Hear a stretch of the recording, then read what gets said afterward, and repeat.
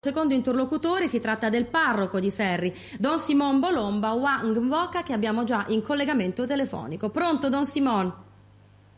Pronto? Eccoci, benvenuto. Grazie anche a voi, ben trovato.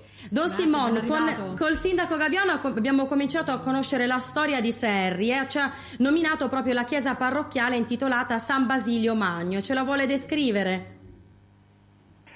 Sì, la chiesa è molto bella perché ha un stile romano pisano, davanti ad una piazza ampia e come caratteristica croce latina, coperta da una linea sostenuta da una capriata, e nel presbiterio delimitato da una balustra vi è collocato un magnifico altare maggiore in marmo del Settecento.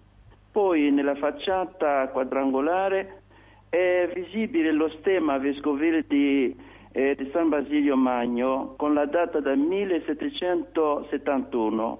È molto bella perché all'interno della chiesa, oltre al simulacro del San Basilio, si trova il bellissimo battistero del 1782, anche pregiati altari in legno di questo barocco dedicati al Santo Basilio e anche alla Vergine Rosario e al Santa Vittoria. Bene, e questo ci sono... come...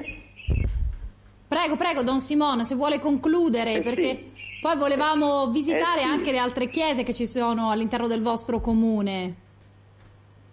Sì, le chiese se ne sono quelle che sono attive, che usiamo. Come adesso ci sono i lavori nel piazzale, stiamo celebrando a Sant'Antonio, Abate, Sì. Che celebriamo il 17 di gennaio, una festa anche bene sentita. Abbiamo anche la chiesa di Santa Lucia, un po' fuori del paese, che si tiene la terza domenica sia di maggio e di settembre, molto sentita perché si organizza, il comune e l'amministrazione organizza spesso una fiera, e abbiamo anche San Sebastiano, che non abbiamo la chiesa, però la gente, la popolazione è devota a San Sebastiano, che festeggiamo il 20 di gennaio lo stesso. E c'è anche Santa Vittoria che prima nominava il sindaco, giusto?